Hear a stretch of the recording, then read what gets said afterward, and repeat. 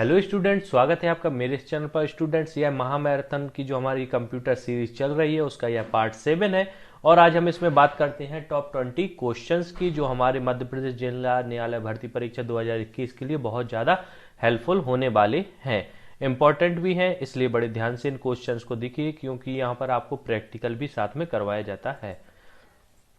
Students देखिए, first जो हमारा क्वेश्चन है वह है world wide web is being standard by. तो यहाँ पर देखिए उसका यहाँ पर है, इसका कहेंगे हम इसको W3C, मतलब इसका शॉर्ट नेम अगर हम इस प्रकार से कहें तो वह होता है W3C। W3C का फुल फॉर्म क्या होता है अगर हम इसको कहें तो देखिए वर्ल्ड वाइड वेब W और यहाँ पर 3 लिखा है, मतलब 3 बार यहाँ पर W वर्ल्ड वाइड वेब, और C का मतलब होता है कंसोर्टियम। यह हमारी एक ऐसी ऑर्गेनाइजेशन होती है जो हमारा जो इंटरनेट होता है इसको कहीं ना कहीं मैनेज करती है, तो इसके द्वारा मैनेज किया जाता है इंटरनेट को। वर्ल्ड वाइड वेब कंसोर्टियम इसका फुल फॉर्म होता है। इसके बाद सेकंड ऑप्शन है you can switch from one program to another by clicking with in the desired programs icon from the. तो देखिए जो हमारे पहले तो हमें समझना चाहिए स्विच होता क्या है। तो देखिए जैसे हमारे यहाँ पर बहुत सारे प्रोग्राम ओपन है और अगर हम इनको अल्ट प्लस टैब से क्लिक करते हैं तो देखिए इतने सारे प्रोग्राम हमारे आपस में स्विच हैं, हम किसी को भी ओपन कर सकते हैं इस प्रकार से अल्ट प्लस टैब करके। तो एक तो क्वेश्चन ये आता है कि किसी भी प्रोग्राम को स्विच करने के लिए हम कौन सी की शॉर्टकट की का यूज करते हैं, तो अल्ट प्लस टैब का यूज का हम करते हैं यहाँ पर शॉर्टकट की का यूज। अब बात आती है कि हमारे जो यहाँ पर स्विच होते हैं अगर हमें इस शॉर्टकट की का यूज नहीं करना है फिर हम क्या करेंगे। तो देखिए इस प्रकार के जो एप्लीकेशन प्रोग्राम एक से अधिक हमारे जब सिस्टम पर ओपन होते हैं तो वे आपस में स्विच होते हैं, हम किसी भी प्रोग्राम को यहाँ पर ओपन कर सकते हैं। कैसे? तो देखिए एप्लीकेशन आइकॉन जो वह एप्लीकेशन आइकॉन होता है वह कहाँ पर शो होता है, हमारी टास्क बार पर। जो हमारी ये टास्क बार है इसमें देखिए वर्ड की फाइल का आइकॉन देखने को मिलेगा, पीडीएफ का आइकॉन देखने को मिलेगा, यहाँ पर गूगल क्रोम का आइकॉन, मौजूला फायरफॉक्स, यहाँ पे फोल्डर, मतलब सभी आइकॉन यहाँ पर दिखाई देते हैं। तो यही हमसे पूछा जा रहा है you can switch from one program to another by clicking with in the desired programs icon from the अब इसका आंसर क्या है, application icon from task bar इसका जो आंसर रहेगा। तो इसका सही आंसर है second, application icon from task bar. Third question है virtual memory typical located on. तो वह होती है हमारी हार्ड ड्राइव में होती है वर्चुअल मेमोरी। अगर हम अपने सिस्टम में पता करना चाहें तो आप देखिए हमारे सिस्टम में कितनी वर्चुअल मेमोरी है, तो आपको सिस्टम यहाँ पर सर्च में टाइप करना पड़ेगा सिस्टम इंफॉर्मेशन। जैसे ही आप सिस्टम इंफॉर्मेशन को टाइप करते हैं तो इस प्रकार का एक डायलॉग बॉक्स यहाँ पर ओपन होता है। इसमें आप जैसे ही नीचे की ओर जाते हैं तो देखिए यहाँ पर install physical memory 4 GB, total physical memory 3.92 GB, available physical memory 1.36 GB और टोटल वर्चुअल मेमोरी जो है वह है 7.92 GB। यहाँ पर देखिए स्पष्ट यहाँ पर वर्चुअल मेमोरी के बारे में यहाँ पर बताया गया है। तो यही तो हमारी वर्चुअल मेमोरी होती है, यहाँ पर हम इसको देख सकते हैं। स्टूडेंट्स इसके बाद में हार्ड डिस्क का पार्ट है यह वर्चुअल मेमोरी, ऐसा मत समझिए कि मैंने वहां पर दिखा दिया, वो तो इन्फॉर्मेशन देखने के लिए आपको दिखाया। वैसे हार्डवेयर का हमारा हार्ड डिस्क जो है ना उसका यह हार्ड ड्राइव का हमारे पार्ट होता है वर्चुअल मेमोरी। अगर हम इसकी बात करें तो यहाँ पर बहुत सारे यहाँ पर जो डायग्राम आपको देखने को मिल जाएंगे इंटरनेट पर, वहां पर आपको शो अप किया जाता है इन डायग्राम के माध्यम से, जिनको आप यहाँ पर देख सकते हैं और समझ सकते हैं वर्चुअल मेमोरी के बारे में। स्टूडेंट्स इसके बाद में यहां पर हम बात करते हैं नेक्स्ट क्वेश्चन की। यहां पर मैं आपको बताना चाहूंगा स्टूडेंट्स कि मैंने इस बार मार्क नहीं किए हैं, क्यों? क्योंकि आपका ही कहना था कि सर मार्क मत कीजिए, इनको किसी भी हाईलाइट कलर से हाईलाइट मत कीजिए ताकि हम लोग भी आंसर दे सकें, तो इसलिए इनको अब हाईलाइट नहीं किया है। लेकिन जो आपको ग्रुप में पीडीएफ मिलेगी उसमें आपको सभी आंसर हाईलाइटेड रहेंगे ताकि आपको कोई प्रॉब्लम ना हो। इसके बाद है क्वेश्चन फोर्थ, ड्राइवर इज। तो ड्राइवर जो होते हैं ना वह क्या होते हैं यहाँ पर स्टूडेंट्स, वह होते हैं हार्डवेयर कंट्रोलर कहलाते हैं। जो हमारे ड्राइवर होते हैं वह हार्डवेयर कंट्रोलर कहलाते हैं। जैसे आप यदि कोई भी सीडी इंस्टॉल करती हैं या कोई भी सॉफ्टवेयर को इंस्टॉल करती हैं या कोई भी हार्डवेयर को, तो भाई किसके द्वारा वर्क करते हैं, तो उसके लिए उसके साथ एक सॉफ्टवेयर की सीडी आती है और भाई उसका क्या कहलाता है, भाई सॉफ्टवेयर ड्राइवर कहलाता है। तो जो ड्राइवर होते हैं हमारे सिस्टम में इंस्टॉल किए जाते हैं भाई हार्डवेयर कंट्रोलर कहलाते हैं। स्टूडेंट्स इसके बाद फिफ्थ क्वेश्चन है, what is the full form of OCR. तो देखिए ओसीआर का जो फुल फॉर्म होता है वह होता है ऑप्टिकल कैरेक्टर रीडर, ठीक है ना, ऑप्टिकल कैरेक्टर रीडर। अब ये होता कैसा है, तो देखिए हम इसको इमेज के माध्यम से यहां पर देख सकते हैं। देखिए ऑप्टिकल कैरेक्टर रीडर एक हिसाब से इस प्रकार का पेन टाइप का होता है, जिससे हमारे जो भी मैटर लिखा हुआ है हमारी बुक्स में, हम अगर उस पर इसको स्कैन करते हैं स्कैन टाइप का, तो वो जो वर्ड रहते हैं हमारी बुक्स में वह यह सिस्टम पर सॉफ्ट कॉपी के रूप में रीड करता जाता है और हमारे सिस्टम पर सॉफ्ट कॉपी के रूप में प्रोवाइड कर देता है। आप इमेज में देख सकते हैं इस प्रकार का एक पेन, और ये स्कैनिंग टाइप की करता है। तो ये हमारा कहलाता है ओसीआर, ऑप्टिकल कैरेक्टर रिकॉग्निशन भी कहते हैं और रीडर भी कहते हैं। देखिए दोनों चीजें हैं, इसमें रिकॉग्निशन भी कहते हैं इसको, रीडर भी कहीं कहीं कहा जाता है। तो इसको हम दोनों प्रकार से समझ सकते हैं। स्टूडेंट्स यहां पर आपको रिकॉग्निशन भी आएगा तब भी आपको लगाना है, रीडर आए तब भी आपको लगाना है। ऑप्शन जैसा रहेगा उस हिसाब से यहां पर आंसर लगाना है इसका, ऑप्टिकल कैरेक्टर रीडर या ऑप्टिकल कैरेक्टर रिकॉग्निशन, दोनों में से कोई ऑप्शन आपको देखने को मिल जाएगा। इसके बाद which input device is used to scan cheque in bank, मतलब कौन सी डिवाइस है जिसके द्वारा हम चेक को यहां पर पढ़ा जाता है या स्कैन किया जाता है, तो वह होता है MICR। अब अगर हम इसकी बात करें MICR की, तो आप जैसे ही यहां पर इंटरनेट पर आप चाहें तो इसको सर्च कर सकते हैं। देखिए MICR की मैं यहां पर आपको इमेज भी दिखा दे रहा हूं किस प्रकार से होता है। तो क्या है, इमेज से आपको सभी चीजें क्लियर हो जाती हैं, इसलिए मेरा ज्यादा सबसे अच्छा रहता है कि आपको इसके इमेज को भी दिखाया जाए ताकि आप लोग स्पष्ट समझ सकते हैं जो होता क्या है। तो यहाँ पर देखिए MICR जो होता है हमारा बैंक है, बैंक में ये इस प्रकार के देखिए मैग्नेटिक जो रहता है ना वह कहलाता है हमारा MICR। इसको हम अगर फुल फॉर्म की बात करें MICR की, तो मैग्नेटिक इंक कैरेक्टर रिकॉग्निशन या हम रीडर भी इसको कह सकते हैं। आपने चेक देखे होंगे, चेक में देखिए इस प्रकार से यहाँ पर लाइनिंग होती है, लेकिन जब हम उसको रीडर से पढ़ते हैं जैसे इस प्रकार से, तो उसको जो पढ़ा जाता है वह कहलाता है हमारा MICR, magnetic ink character recognition या रीडर भी हम इसको कह सकते हैं। रीडर और रिकॉग्निशन में जो ऑप्शन में रहेगा हमें उसको आंसर करना है, आवश्यक नहीं है कि रीडर ना मिले या रिकॉग्निशन ना मिले तो हम आंसर को ना लगाएं। भाई आप जो भी आंसर मिलेगा आप उस हिसाब से लगा सकते हैं।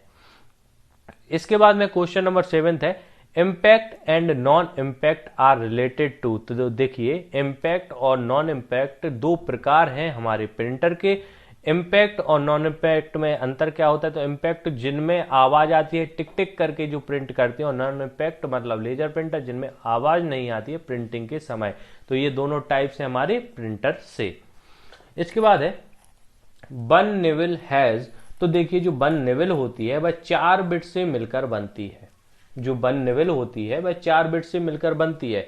अगर हम बात करें कि हमारे द्वारा जो नोट्स प्रोवाइड किए गए क्या उसमें दिया हुआ है, तो देखिए इस प्रकार से हमारे द्वारा जो CPCT के लिए नोट्स प्रोवाइड किए गए हैं उसमें आपको स्पष्ट बताया गया है वन बिट के बारे में, फिर उसके बाद में बाइट क्या होता है उसके बारे में, और यहाँ पर बताया गया है वन बिट मतलब बाइनरी डिजिट, उसके बाद 4 बिट्स मिलती हैं जब वन निविल बनती है।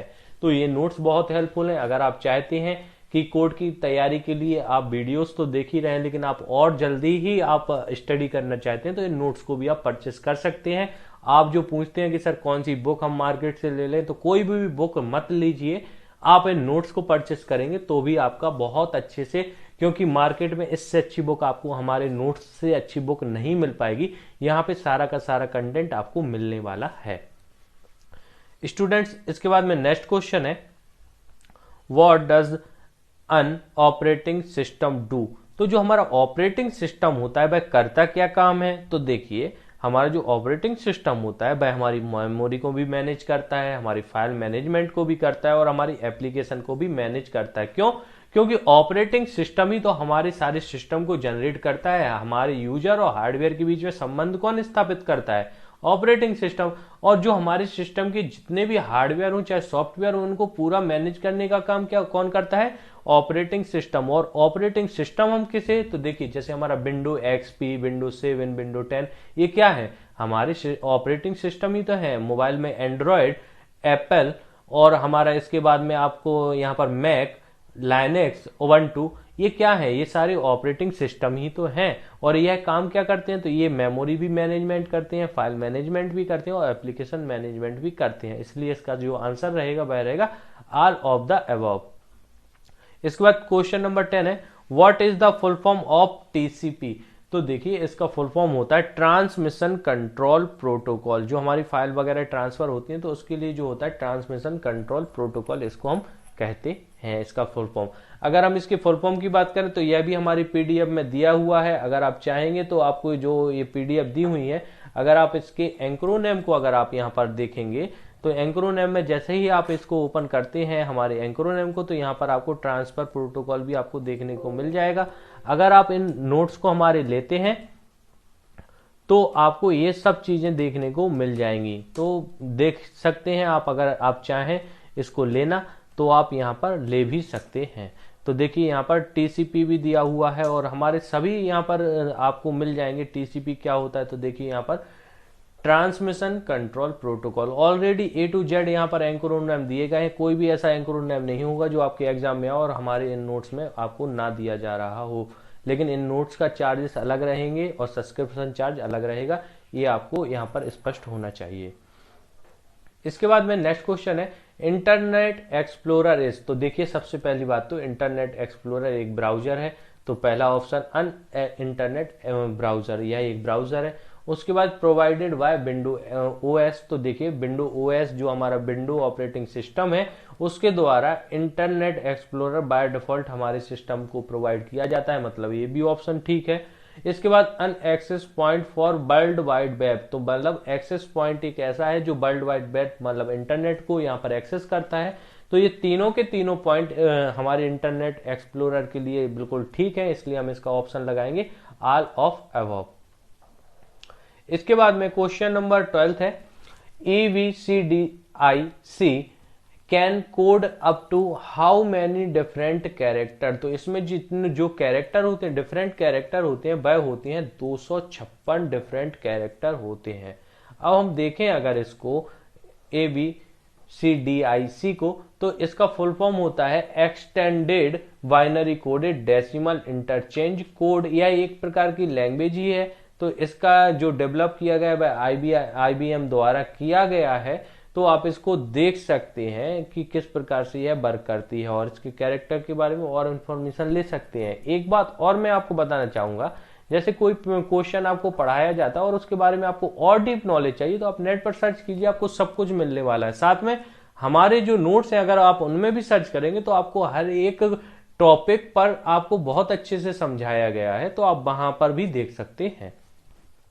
इसके बाद में क्वेश्चन नंबर 13 है, C BASIC, COBOL and Java are example of? तो देखिए वह एग्जाम्पल है हमारी हाई लेवल लैंग्वेज के एग्जाम्पल है। हमारी सी लैंग्वेज, बेसिक, कोबोल, ये सारी हमारी हाई लेवल लैंग्वेज के एग्जाम्पल हैं। तो इसका जो सही आंसर है वह है high level language. The first mechanical computer design by Charles Babbage was called? तो मतलब जो फर्स्ट हमारा मैकेनिकल कंप्यूटर था जिसे हमारे चार्ल्स बेबेज द्वारा बनाया गया था और उनके द्वारा कॉल्ड बोला गया था, वह है एनालिटिकल इंजन।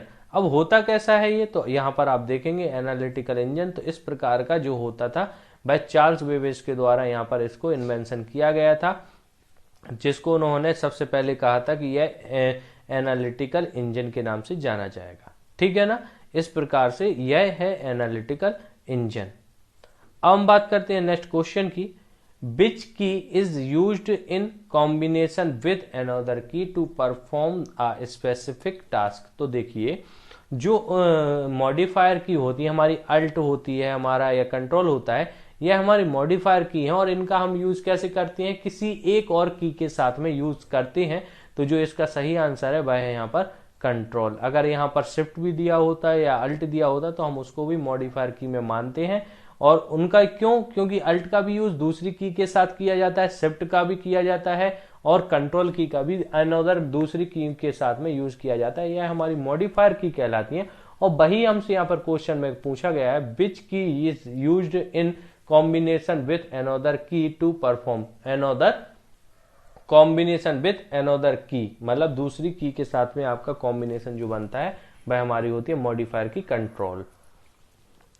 इसके बाद क्वेश्चन नंबर 16 है, विच फाइल स्टार्ट एमएस वर्ड। तो जो एमएस वर्ड को स्टार्ट करने के लिए हमारी जो फाइल होती है वह कहलाती है हमारी बिन वर्ड। अगर आप यहाँ पर सर्च बॉक्स में बिन वर्ड टाइप करेंगे, देखिए बिन वर्ड, जैसे ही आप बिन वर्ड को यहाँ पर टाइप कर देंगे तो देखिए आपको यहाँ पर एमएस वर्ड यहाँ पर सिलेक्ट हो जाएगा और हम इसको ओपन कर सकते हैं। तो जो इसका सही आंसर है वह है बिन वर्ड EXE, ठीक है ना। इसके बाद में क्वेश्चन नंबर 17 है, window 95, window 98 and Windows NT are किस नाम से जानी जाती हैं, तो क्या इनको कहते हैं, तो ये हमारे क्या है ऑपरेटिंग सिस्टम है। हमारा जो विंडो है, विंडो के संस्करण है, सारे वर्जन है, तो यह 95 भी आया है, 98 भी आया है, विंडोज 90 आया है, तो ये जो है ना ये हमारे ऑपरेटिंग सिस्टम कहलाते हैं। इसके बाद में क्वेश्चन नंबर 18 है, magnetic disk are the most popular medium for. तो यह होता है जो हमारा वह होता है यहाँ पर सिक्वेंटल और डायरेक्ट एक्सेस दोनों के लिए यह होता है, इसलिए इसका जो सही आंसर है वह है बोथ A एंड B। सिक्वेंटल भी एक्सेस कर सकते हैं हम इसको और डायरेक्ट एक्सेस भी कर सकते हैं मैग्नेटिक डिस्क को।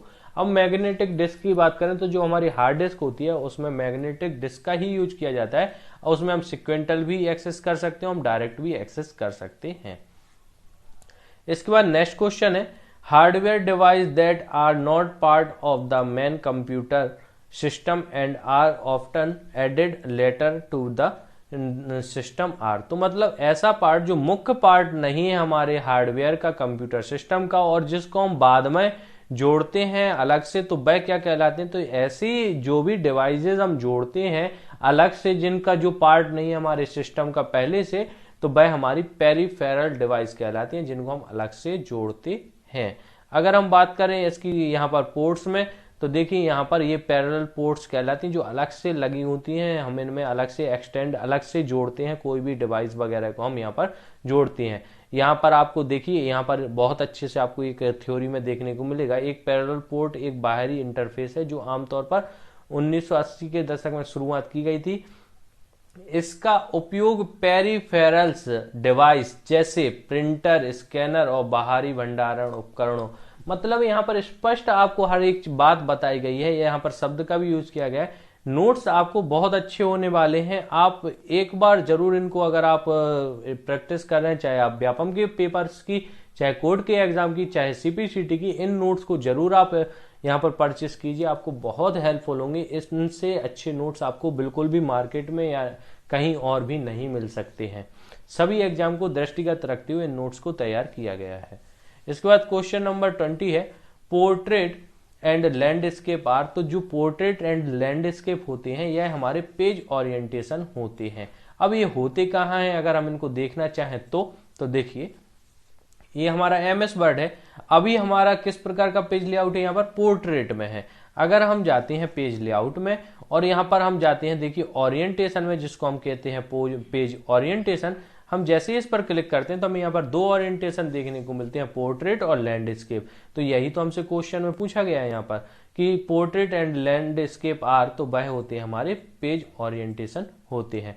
तो स्टूडेंट्स यह थे हमारे 20 क्वेश्चन जिनके बारे में हमने आज डिस्कस किया है। यदि आपको वीडियो पसंद आई है तो उसको लाइक कीजिए, अधिक से अधिक शेयर कीजिए और चैनल को सब्सक्राइब तो करना ही है क्योंकि आप सब्सक्रिप्शन ले चुके हैं।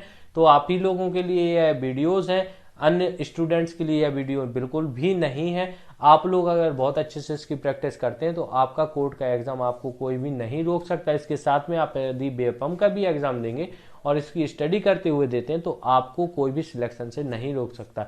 स्टूडेंट्स वीडियो पसंद आए तो इसको लाइक कीजिए, अधिक से अधिक शेयर कीजिए और चैनल के साथ में आप हमारे जुड़े हुए हैं, इसके लिए आपका हृदय की गहराइयों से धन्यवाद।